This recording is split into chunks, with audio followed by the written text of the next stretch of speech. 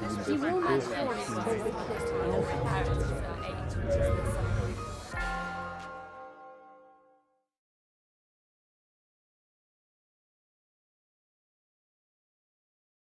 kind of Dan. I do remember talking. I'd stopped reading comics. I read comics when I was about 12, and then I thought, oh, I'm grown up now, and I stopped reading them. And then I actually started reading the Hulk again when Dan was reading it in the bar, and I was 2 years younger than him. And I thought, wow, an adult's reading this, and it was going a particularly good phase, the Peter David phase.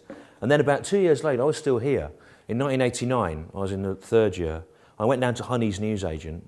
And there was a Marvel comic called The Knights of Pendragon, in which loads of forgotten characters from 70s Marvel comics were involved in a quest in modern-day Britain to find the Holy Grail, I think. And I remember reading through it and noticing that loads of the dialogue was derived from Gawain and the Green Knight, and specifically from the translation that had been passed around this college. And so Dan had made it. And I keep noticing over the years things that Dan's done. Most recently, my little boy's a big Scooby-Doo fan, and I bought him a book of Scooby-Doo comics, and one of them I was reading to him.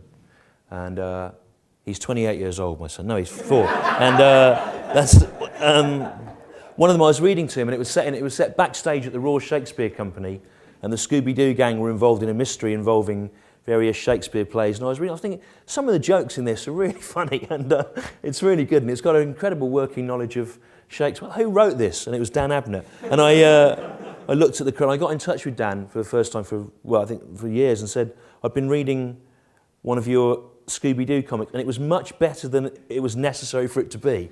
And he said, can I use that as a quote? But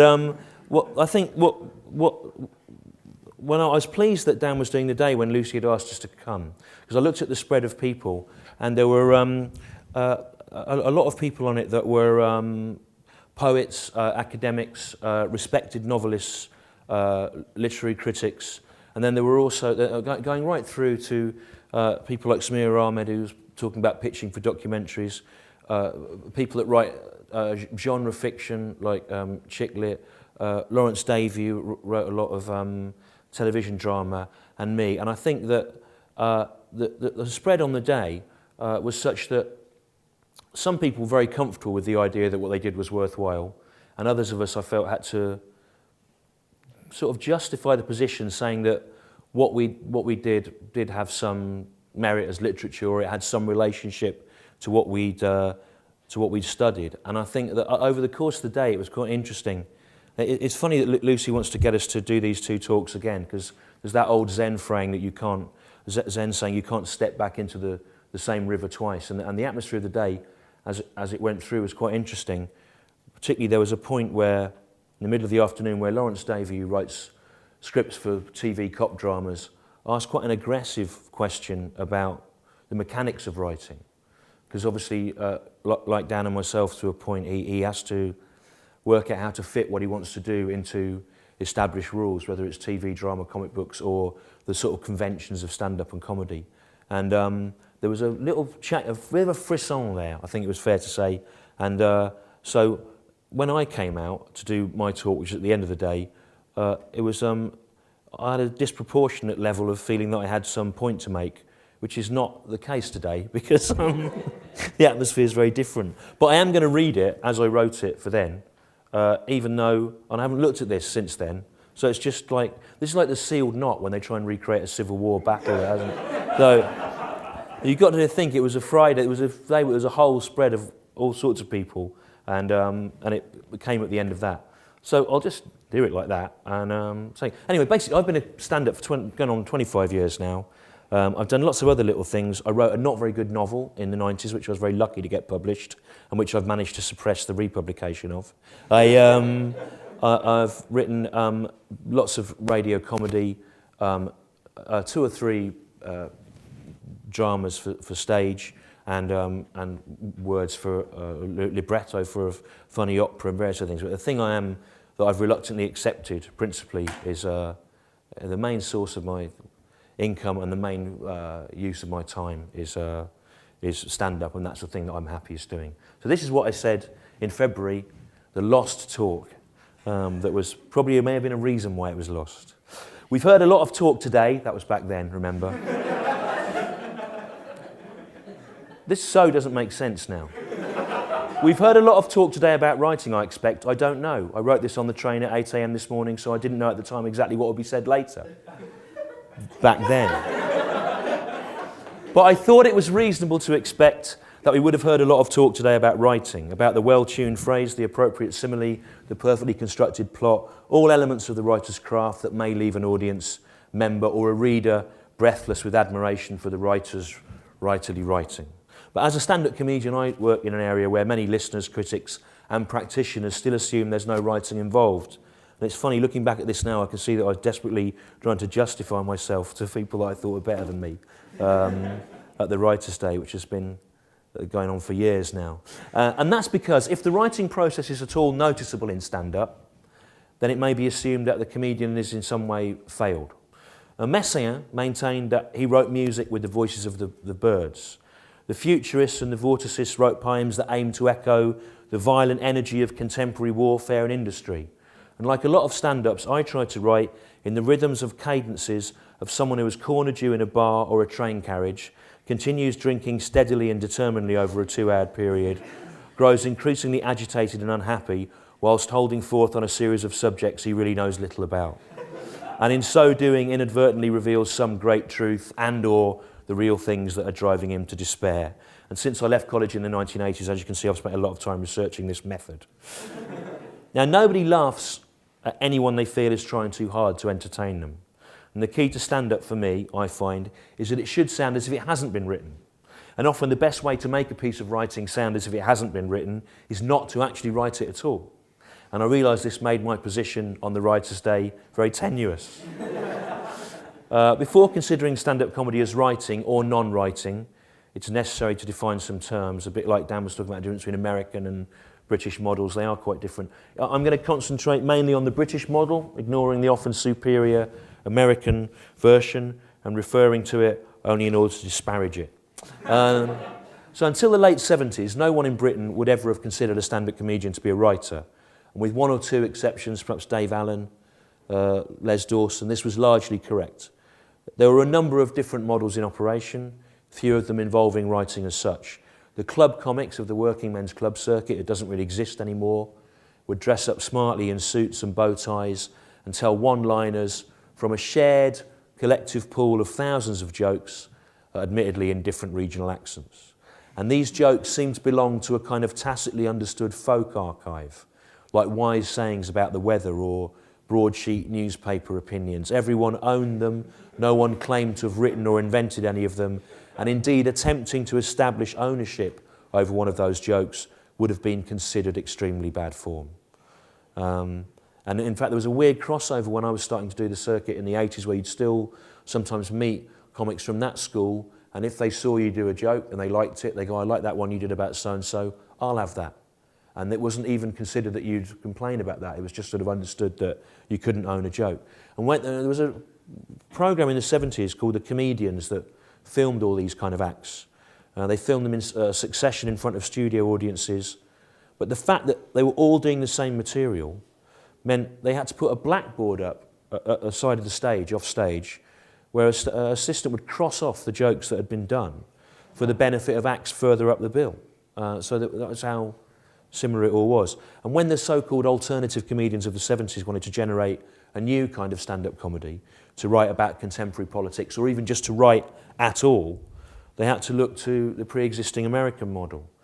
And most of the significant pioneers of stand-up in Britain in the late 70s and early 80s, who encouraged the idea that the comedian could be some kind of writer-artist, as people like Tony Allen or Jerry Sadowitz or Alexei Sayle, who's just started again, they looked to the American stand-ups of the 50s for inspiration, particularly Lenny Bruce, who,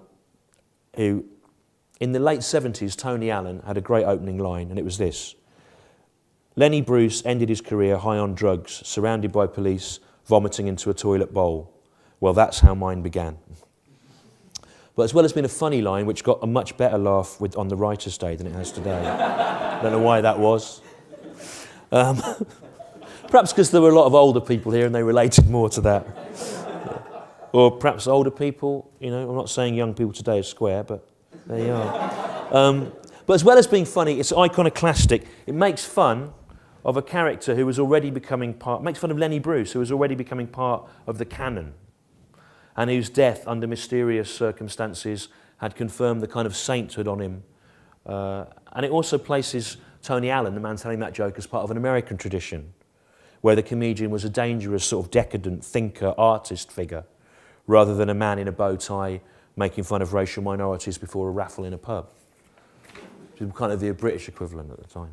And in the 50s and 60s in America, Lenny Bruce's material was obviously written by him. It wasn't borrowed, it was in his own Jewish hipster idiom, and it was from his own experiences, and it ranged around covering subjects for which there was no pre-existing pool of material to steal from. The civil rights movement, homosexuality, drugs, philosophy, history, and it was conversational in style. It wasn't locked into the rhythms of gags.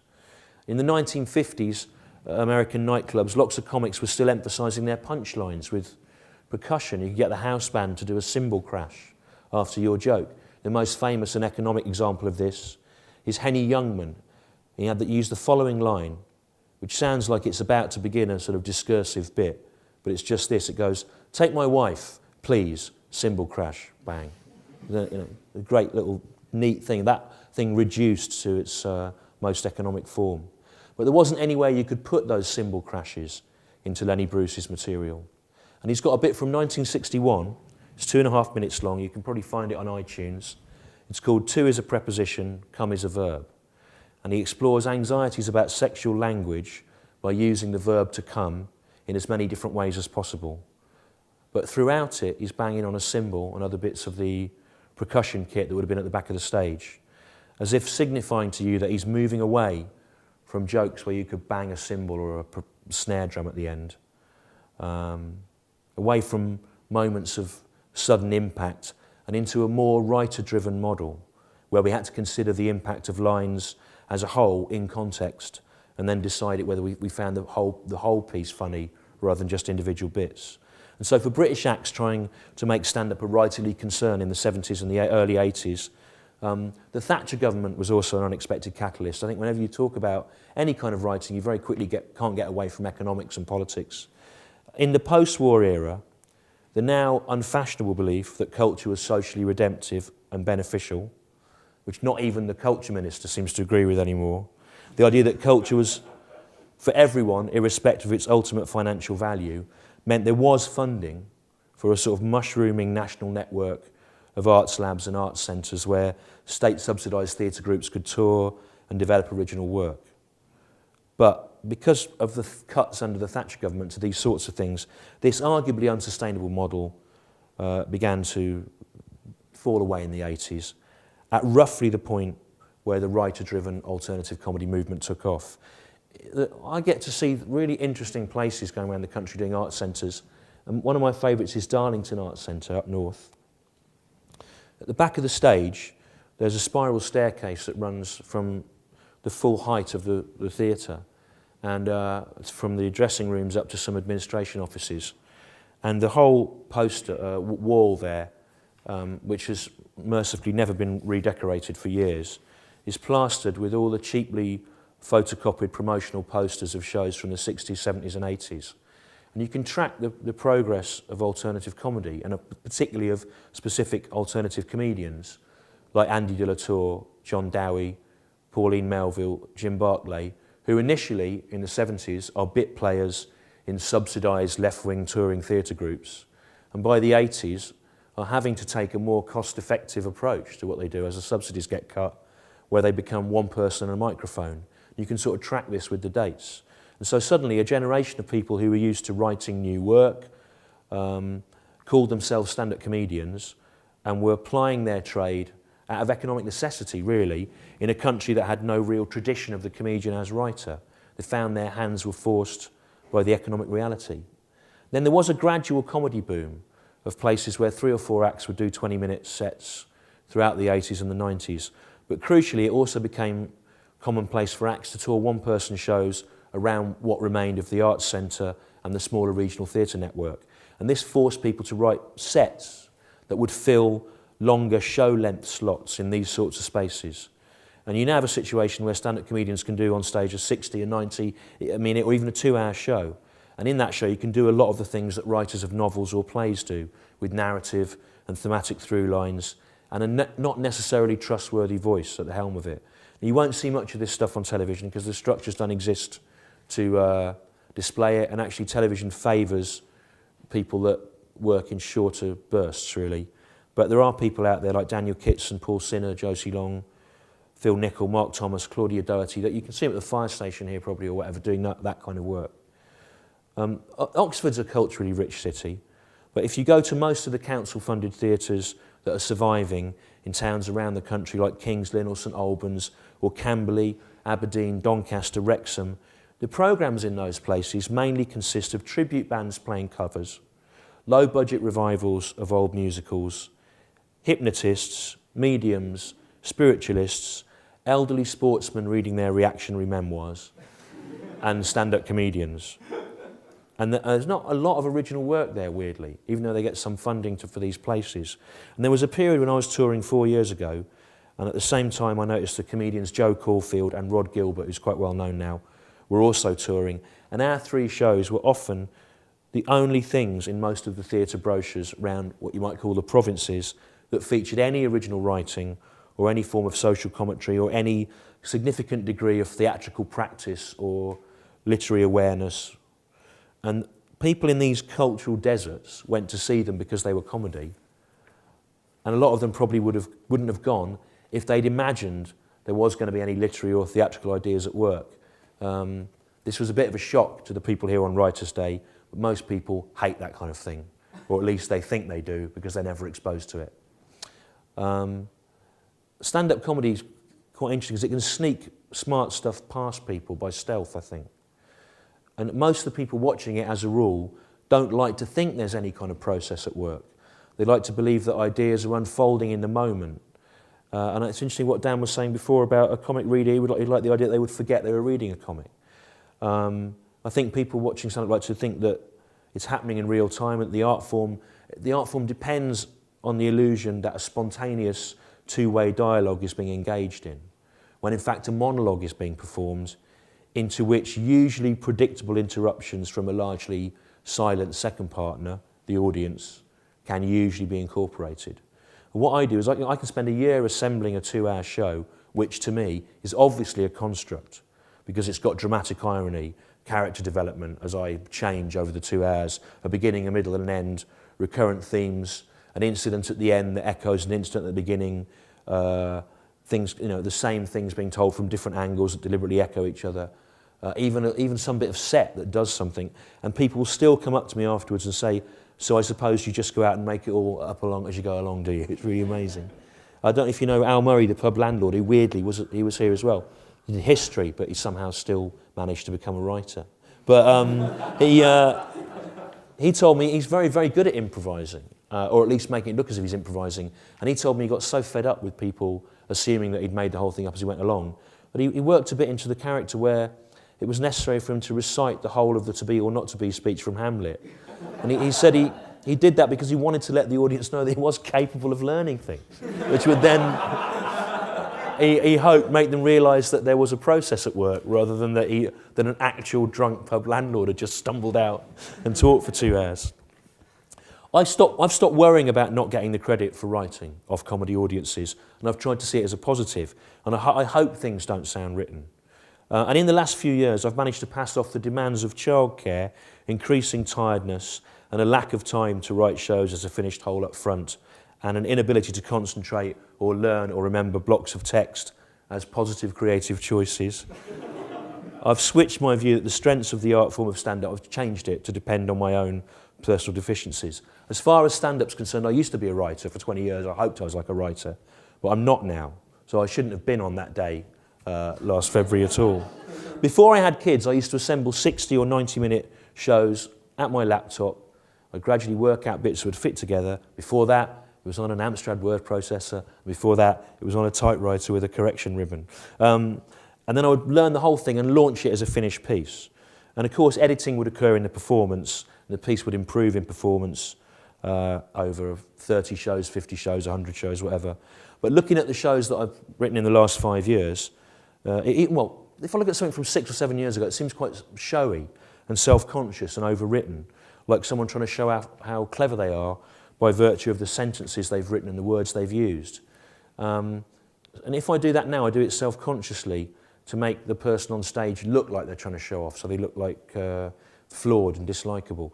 And now I've got kids, I never have time to finish writing a whole show in one go, and I never seem to be able to think about what the underlying themes of a whole show are. So I book myself into months of short slots in small rooms. That's what I'm doing now, and I'll do that till about September. And I go on with words written on my hands. I mean, you can see the leftovers from Sunday there, and scraps of paper that I feel may be the start of something, and gradually they coalesce. And eventually I'll sort of tape where I am and transcribe it back or do it from memory.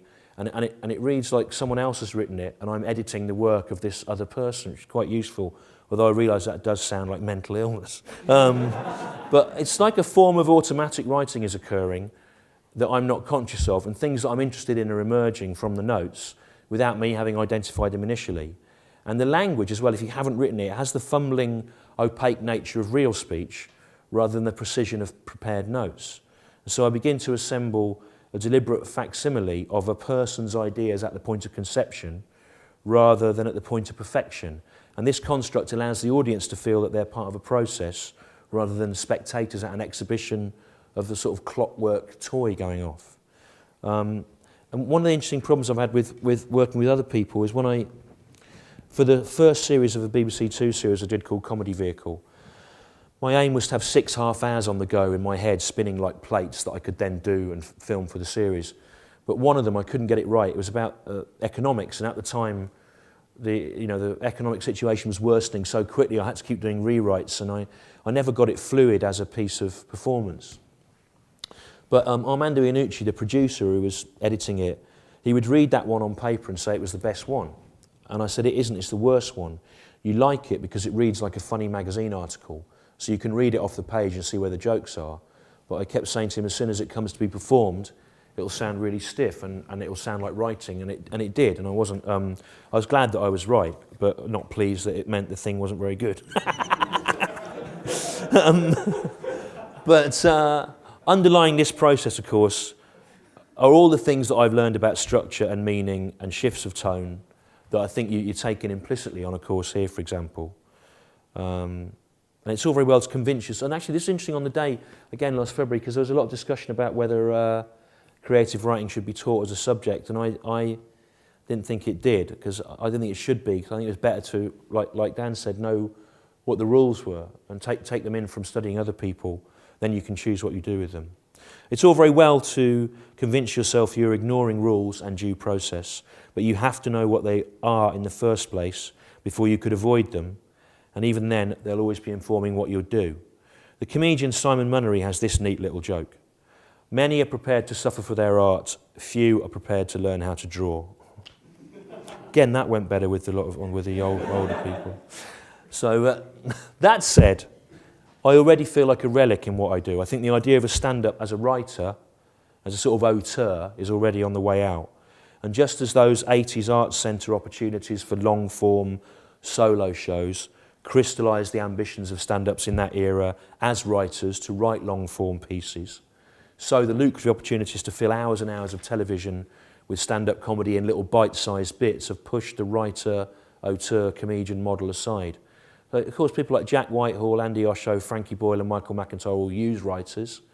They don't often admit to it. Sometimes they do, sometimes they don't. Sometimes there are these strange credits. You'll see something called programme associate, blah, blah, which is a sort of television language for there's a writer, but we're going to give him this name because we want to preserve the idea that the comedian is some kind of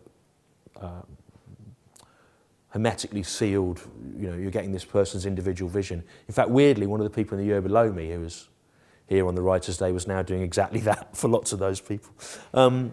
But you can see that it's there, that writers are being used in the shift of tone that you get with these kind of acts where there are often mutually incompatible observations in them, or the point of view seems to shift, it doesn't all add up. You also know it's the case because no one could fill the amount of space that they occupy without assistance. I like to think stand-up comedians who rely heavily on writers will one day be stripped of whatever artistic awards or financial awards they received in their careers, like disgraced drug-taking Tour de France cyclists. But I don't think it's ever going to be an issue. I think it's something an old man like me would worry about. Because the marketplace, for want of a better word, has changed what my generation and the generation of comics before thought was a given of stand-up comedy, that it was partly a writer's game. It was, or aspired to be, for the first time in the 80s, just when I was getting into it, and that was what caught my generation's attention. And of course we carried that perception of it through into the 90s, just as the Beatles gave bands of the 60s and 70s the idea that they had to be performer creators too, rather than manufactured singing groups performing material provided by Tin Pan Alley songwriters. And this is an assumption that's also disappeared from popular music as well, as surely as it's disappearing from stand-up. Because we were young then, in the 80s, and it was what we grew up with, we assumed that idea that the comedian was a writer was a norm. But it wasn't. It was a kind of blip. It wasn't true before, and it's not true again now. As well as defining themselves in relation to comedy's immediate past by not being racist, sexist or homophobic, the alternative comedians in the 80s and the late 70s defined themselves by being writers of their own material. Today, in the post-politically correct era, none of these defining considerations remain especially significant, but the notion of the comedian as a writer has been the last to go. And if I was a teenager wanting to write today, I don't think I'd necessarily look at stand-up comedy and think it was a place where a writer's instincts were going to be needed or required.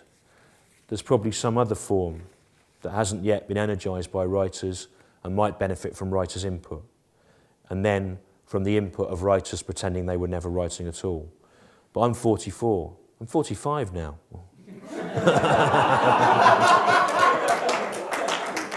The years are slipping away, aren't they? And I don't know what that form is. I mean, it was interesting hearing Dan talk about video games and people that were on doing the Shakespeare saying the same thing. But just as a kind of postscript, what I came away thinking about from the talk in February, and it affected all the people that had come that were writers differently, was that it's interesting to listen to people talk about the nuts and bolts of writing and how they have ideas and how they solve the problems of the whatever discipline or commercial field they're working in, both of which have their own, both of which might have different limitations or advantages. But I think what I came away from the Writers' Day thinking about was you can sort of teach that and you can kind of discuss it, but when people say to me now, how would I get to write for fringe theatre with a view towards getting shows on in professional theatres, or how would I get to write for radio, or how would I get to write stand-up?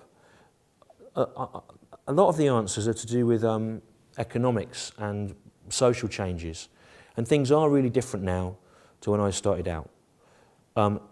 It was much easier to wing it for a few years in the late 80s and the early 90s while you waited to see if things were working out. There were all sorts of little scams and schemes you could get on. There was a thing under the Thatcher government called the Enterprise Allowance scheme, which was basically there to massage the unemployment figures. But if you could say you were a writer, you could get slightly more than unemployment benefit and not have to do a job. You wouldn't be told to go and find a job. You get a little bit more than unemployment benefit, and you could obviously use your spare time to try and write. I mean, everyone I knew did that in 1989, 1991. There were you could claim housing benefit in the summer if you were when you were a student, which meant you could go to you could try and do things like go to the Edinburgh Fringe, and it wouldn't cost you as much. The Edinburgh Fringe was a great way.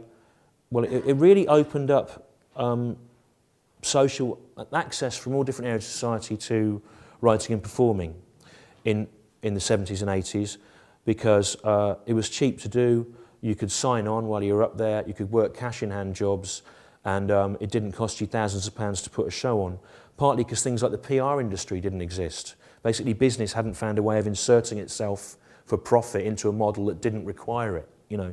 So things were much cheaper. You could kind of get by for a bit without having to suddenly make things pay. Also, we weren't trailing £30,000 debts, which I think And the rhetoric with which younger people talk about education has very much changed. You know, there was a survey the other week where a very high percentage of students felt they weren't getting value for money in terms of the amount of supervision they had. But value for money didn't kind of come into it in our day because you felt that it was a privilege to be contributing to the store of knowledge rather than that you'd paid to have your own economic position altered in a beneficial way by your experience of education. But if you treat someone on an arts course as a consumer, then necessarily that changes the attitude they come out of it with. Now, all these things have an effect on how would you begin trying to be a writer when that attitude's been instilled into you, and also when the economics of trying to do it are much, much more difficult. People say to me, well, that you're out of the loop, and that YouTube's been a really good way for people getting noticed. Again, I don't know if I agree with that. I think that you're being asked to create things in one particular format to maybe try and get work in another one. And although Dan was talking earlier on about adapting characters from video games into strips or whatever, I find it very difficult personally to, I don't have the ability to think of content cross-platforming. And I wrote a book for Faber, which they suddenly wanted to re-envisage as an app. And I had to say to them, it was going to be Faber's second app. Faber's first app was of the Wasteland. And it was a major breakthrough for them. Faber's The Wasteland app was the first app that sold to ABC Ones. That's advertiser speak for clever people. And not necessarily people with money, but people that might be interested in literature or whatever. And suddenly there were people thinking, how can we work this untapped market of people? So they wanted me to do my book as an app.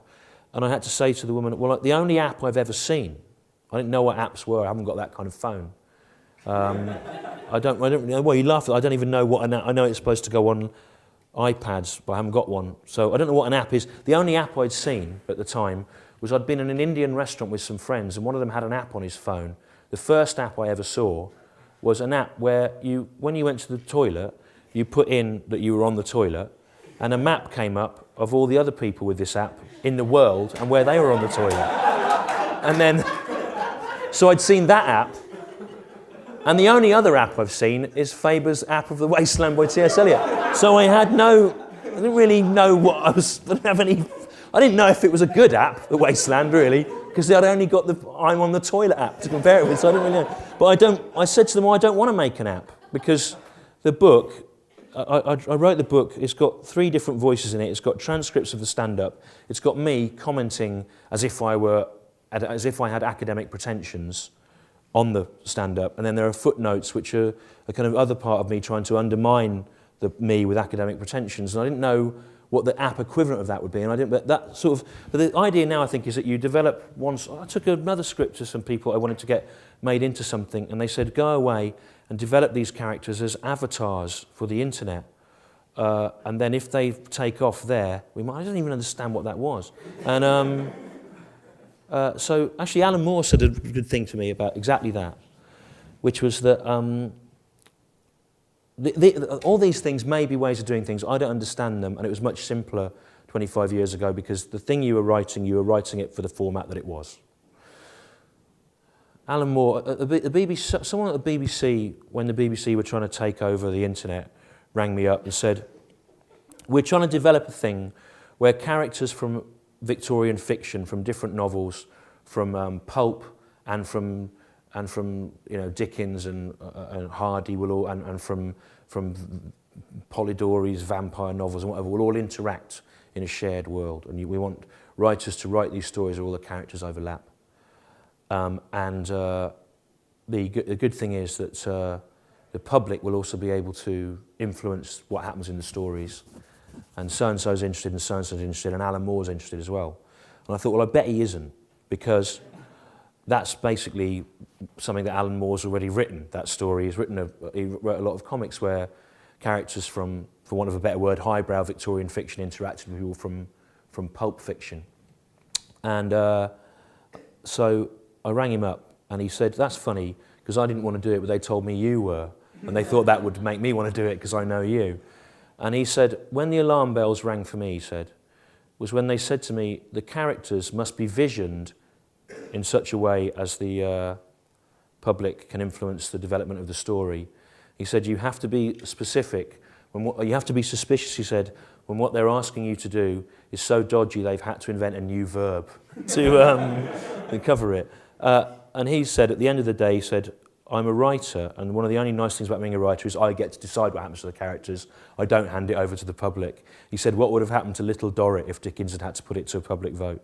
But so there's the thing I think is more difficult now, because things that look like opportunities, like you could showcase your work you could make a YouTube clip of it, you could do that, actually in a way complicate it, because it depends what the final point that you're working towards is. So I don't know what a way forward is for someone who would find themselves in the position that I am now. I think, but then it is very encouraging to hear that Dan, for example, literally wrote to Marvel Comics and said, I've been writing these comics, and then got a job. There is a kind of assumption that you'll need to do something devious or clever or mad, but sometimes there are still proper channels that may still work. I hope that's sort of that was the same as last time, but with an extra bit on the end, because I'm much older now, much wiser and more philosophical. Okay, are there any questions? Yeah. You and Dan were both talking about writing to limitations, and I guess the kind of one-liner style from you talked on briefly, A is much more clearly, you can sort of see that in someone like Woody Allen or someone like Milton Jones, and it seems that people probably see that more as writing. People imagine Woody Allen drafting those words. Yeah. Do you think was there ever a point at which you attempted to do that either as a kind of experiment? Well, when I started out, I used to write sets that when you used to have 10-minute sets, and about 7 minutes of it would be one-liner jokes, which did feel written. I'd always try and do a bit where there was room for improvisation at the end. And gradually, over the years, the improvisations have taken over. But actually, on the last tour, because a lot of people were writing about me saying I had no jokes or material. When if you look at it, you can see it's clearly quite worked out. I did open the first half hour of the last 2-hour show was very self-consciously written to be like those sort of jokes, and then I would gradually become disenchanted with that idea as I became distracted by all the worries about my own life. What's really weird though is when I do write a joke like that now, it just doesn't fit in. Like the other day I thought, my grandfather said to me, you should never judge a book by its cover, which is why he lost his job as chairman of the National Book Cover, blah, blah, judgment panel or whatever. And it sort of really just sticks out because it doesn't fit in with it, so you have to almost draw attention to it. But yeah, I think people realise that those jokes are written, although again, I don't know. You'd be really surprised that it's, but in a way, apart from the, like I said, apart from the ego of not being given praise for writing, it doesn't really matter. It's quite interesting that people would think you'd write it out. But the book I wrote for Faber, I touted it around lots of more commercial publishers, and no one was interested in it because I said I wanted to write a book about the mechanics of stand-up. Because when I look at people from the 70s that I grew up with, watching the stand-up, they're mainly just doing old gags. But there are strange people like Dave Allen. Dave Allen was an Irish comic who's mainly kind of didn't want anything that he'd done preserved, so it's very hard to find it. But to me, he was obviously under the influence of Flann O'Brien or Beckett or whatever. But there's no piece of writing on him or interview with him or biography of him that goes into any detail about that. The biography of him that exists is all about who he played golf with. There's nowhere that he's taken seriously as a writer, and he obviously was a writer. Les Dawson as well had such an amazing archaic turn of phrase. Again, it's never written about, although someone that knew him told me that his ambition was to do in stand-up what Charles Lamb had done in essays. So he was aware of literature, but no one wrote about it in those ways. So I wrote for Faber. I deliberately went to Faber because I thought it would be funnier to have a book with Faber that was about the stand-up as literature than it would be to do it with Random House or something. I like the idea of those two Fs on the side. And originally I wanted to do it like the edition of the Wasteland that I remember reading here, which was a very primitive form of an app. And it had one page, it was a big style, one page was the text, and the other side was a facsimile of all Pound's notes on it and whatever. So I kind of thought I'm going to do a book like that, which takes transcripts of stand-up as if it were worth commenting on, and then have footnotes on it. But actually what happened as a result of it was I couldn't really have planned it better, and it wasn't my intention. It's sort of introduced into the critical language into the language of broadsheet. It gave broadsheet newspaper critics who write about stand-up some tools, right, that they hadn't previously got. And I'm not taking credit for that personally, but I did notice they did start to write about me and other people in a slightly different way afterwards, because they'd been given some frame of reference to it which they didn't previously have. You know, that was the good thing about doing that book, is it sort of let people know that there was writing at work. And I also wrote about other comedians that I liked as writers and why that was, and also how the choice of particular words would make a difference on different nights. Yeah. At the beginning, you talked sort of nostalgically about the idea that culture could make people better, or could be a social good. Yeah. Do you think that is true? And if it is true, would you like more of it now? How do you do it? Well, there's an interesting problem at the moment, which is that the government doesn't seem to have joined up thinking on this issue. Right, Michael Gove, the Education Secretary, appears to repeatedly make the case that something like Middlemarch is inherently valuable and that it should be taught in schools, and that the Twilight series isn't, of teenage novels about sexy vampires. Although, I remember about 5 years ago, Michael Gove did write a piece for one of the broadsheets about what a great writer he thought Dennis Wheatley was, who wrote similar sorts of novels to those vampire novels in the 50s. So, you know, but the part of me suspects that he's only invoking Middlemarch to annoy teachers who can't teach it because it's 900 pages long and a teenager won't read that. But I think part of me thinks that he's using it as a stick to bash teachers, to discredit education so that he can move private firms into running schools. But part of me thinks that it might be that he actually does believe that culture has an inherent value, and given that he was educated in Oxford, one would hope that he would have some feeling for it.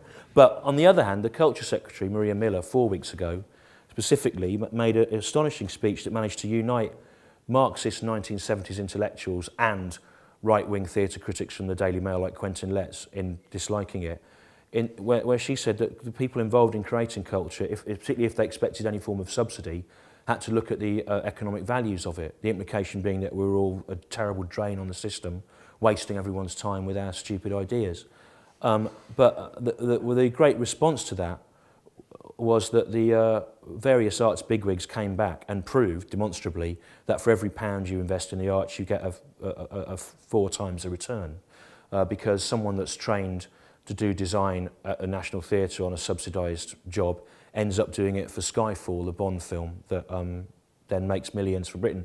The problem with that is you've then engaged in their argument, right? Their argument being that you only justify culture by its financial repercussions.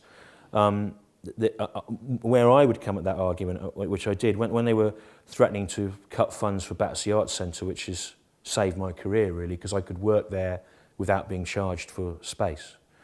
The Battersea Art Centre justified itself by talking about the productions that had gone through it, or the writers that had gone through it, that had ended up making a lot of money for the country. Whereas I said what they should have done is said, but we also put on the Bowman brothers, who are abstract sound artists who bubble water through pipes, whose work has no commercial value whatsoever, but is clearly inherently valuable. Although weirdly, 10 years down the line, the Bowman brothers are a key part of the soundscape of the Barbarian Sound Studio film, which has just been nominated for Oscars and Academy Awards and BAFTAs and whatever. So there's something that looks utterly pointless, right? Abstract sound art done by men that appear to be insane. But 10 years down the line, it ends up actually, it's probably covered, whatever Battersea Art Centre spent on giving them a room free for 2 years on a Sunday night, it's covered in an instant by that film, right? But it's rather like pure research, right?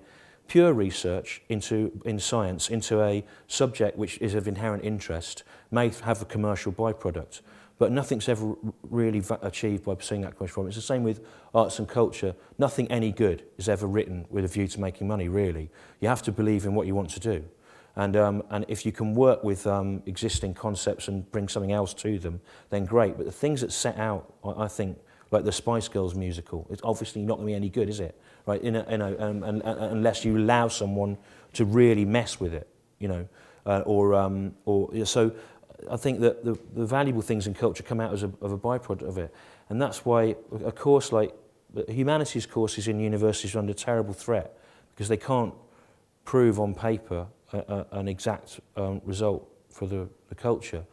But weirdly, on the Writers' Day here, there are all sorts of people whose input to the culture is obviously valuable, either intellectually or financially, but it shouldn't be justified financially. But it's an awful awkward dialogue we're having at the moment, in which in the government, Maria Miller, the Culture Secretary, and Michael Gove, the Education Secretary, seem to be taking opposing positions, but no one seems to have joined the dots on this. So, anything? Yeah. Have you found that getting more successful as a comedian has made your audiences more responsive and willing to give up laughs? And if so, does that make it harder to use them in editing? Well, being better known has pros and cons. On the one hand, it's harder to take people by surprise because they come in with expectations. On the other hand, sometimes people come along because they've vaguely heard of you, thinking it's going to be like the other comedians. Then they're harder to win round because they automatically don't like it from the get-go. But actually, what I've managed to do is create a sort of character on stage who feels he is better than the public, and therefore, if they don't appear to be liking it, that makes him even happier and more emboldened. And once the people realise that their approval is irrelevant, they often relax and start to give it you. So it's I've sort of managed to work with it. But there's an interesting thing there where I'm not able to the sort of character that I do as a stand-up doesn't really trust the public or their opinions, and he tries to set himself up in opposition to them. Which means that I can't ever do the lucrative corporate gigs that mean that Sarah Millican makes £2 million a year, because that's people can get paid a lot of money for doing half an hour at a bankers' convention, but you have to be the sort of person who appears to please people and wants to be in a sort of capacity of serving them, whereas those sorts of people will not accept you coming in and thinking that they won't play the game. You know, that's not what their lives are like. They won't play the game, or even they're not even prepared to enter into the role of the notion that you think they're deficient in some way. It's not how they live their lives. So you can't be that kind of act and clean up on the corporate circuit. Anyone else? Yeah. You talked about the importance of able feeling or writing, because yeah. You need to appear natural to the audience as part of the you have them. Yeah. Do you find you are very, very precise with the words you use? Yeah. You're writing it through the word, or do you find you're making sure you have the important components of the joke? Well, what I do, I make it all feel fairly sloppy, apart from about 10% of it where it has to absolutely hit the beats right on, and that's often true with quite sensitive. I was talking on Saturday night. I was doing a new bit about the mother of one of my kids' friends who's black having an argument with me about race, and it was very important that I got the sentence exactly right. And a drunk woman, it was Friday night, actually just started waffling all the way through, and I had to kind of just stop, because if I hadn't got that bit right, it needed to be exactly right so that it wasn't misunderstood, and so it doesn't always work. But also I kind of think if you shift out of conversational sounding language into something very precisely written, they sort of know that you meant that bit to be dead on, and it does read slightly differently. So you can use both sorts of registers, but on the whole you have to give the illusion that it's a dialogue. And of course the problem with that is sometimes people think they can kind of they're having a kind of conversation with you, and you have to go, oh no, this has got a plan to it. I've got to get through it, and I've only got 90 minutes, and I can't, But anyway, is it? Yeah. One. You all right? One more then. Yeah. So you don't like collaborating when someone tells you a performance what to do, but what's your view to other artists and kind of like collaborating with them? If you have kind of your sketch, you have your character. Yeah. Well, I mean, I did a double act in the mid-90s with a guy that I met here, Richard Herring. I met him as a student. I co-wrote the words for an opera that a composer wrote, and it was his idea as well. And I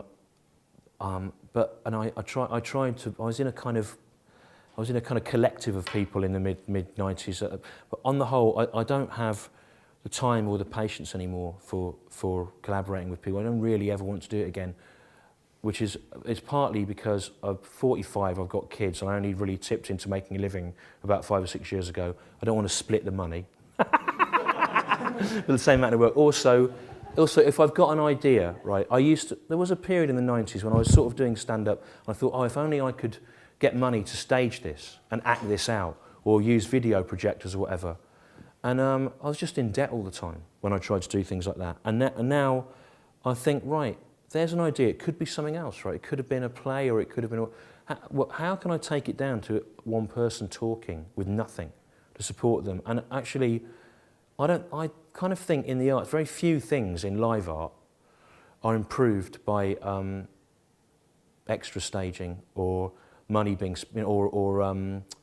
or a sense of scale. Most things, there's something. Most of the best things, I think, happen in smaller rooms where a person's imagination fills in the gaps.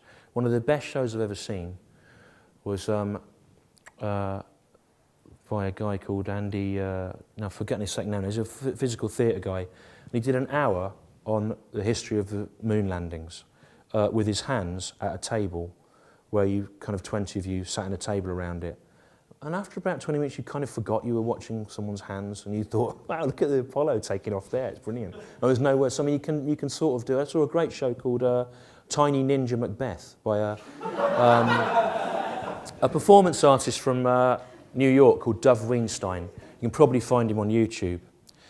And he went round these toy shops in New York where they sell tiny ninja figures that you collect. They're like little Lego figures about that big. And on a card table, which you sat round in a group of about 10, he did Macbeth. He did all the voices from beginning to end on a little castle set with these tiny figures. And it wasn't the worst production of Macbeth I've seen. You know, it was better than some. The only one I've seen I've seen about 10 productions of Macbeth. There's only 2 I've seen that were better than that one. One where it was recast as a sort of Angolan civil war at the Arcola Theatre in London with young black kids being quite frightening guerrillas with guns that marched you around. And another one, a Bob Peck one at the RSC years ago. But I only liked that because it had some people from Blake 7 in it. When I was a kid. But, you know, you kind of forgot after a bit because the writing's so good. It's Shakespeare. Many people think he's great. And that was carried by 1-inch high Lego figures. And of course the crowd scenes, there were no limit to how many people he could put in. It was one of the only ones where the approaching army had a convincing number of soldiers in it. You know, so... but yeah, he's got a company called Tiny Ninja Theatre Company. And it's, you know, it sort of works really well. You kind of think it's funny for about 10 minutes, and by the end, you just end up thinking probably more intently about how brilliant the dialogue is than you would if you were watching some hammy old thesp who's only been cast because they're currently in a sitcom on BBC One, ruining it, you know. So it's sort of... so I think there's all sorts of room to do things differently. That's the one thing I did say. The son of an old teacher of mine was trying to get a play on for ages, and he couldn't. In the end, I just said, just go to find a room above a pub and rent it for a week and put it on. It will at least force you to finish it. And he's now got he's on this new writer's scheme at the Young Vic? I can't remember any one of the theatre in Sloane Square. I forget what it's called. But so you know, it's just basically. I think you people now, your generation must be a lot more creative than ours in finding platforms to do things and ways of funding it. All right, great. Thank you very much. Thanks a lot.